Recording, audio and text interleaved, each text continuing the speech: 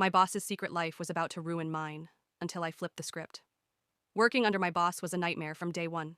He'd strut around the office like he owned the world, denying me raises I'd earned, taking credit for reports I'd stayed up all night writing. I'd grit my teeth and keep going, thinking hard work would eventually pay off. But then I saw something that changed everything.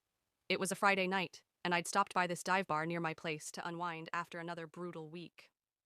That's when I spotted him, my boss, sitting in a corner booth, laughing and leaning close to one of our coworkers, a woman I'd seen him flirt with at the office. His hand was on her thigh, and they weren't even trying to hide it. I froze, phone in hand, and snapped a few pics before I could think twice. I didn't know what I'd do with them yet, but something told me to hold on to them. The next week, he chewed me out in front of everyone for a mistake he'd made, and I realized he wasn't just a jerk. He was a hypocrite, living a double life. I couldn't stop thinking about how he'd screwed me over while playing house with her. So I made a plan. I printed those photos, slipped them into an envelope, and mailed them to his wife. No return address, no note, just the evidence. I didn't even feel bad about it. He'd pushed me too far. A few days later, she stormed into the office, screaming so loud the whole floor went silent. She waved those pics in his face, calling him every name under the sun, while he stammered and turned red.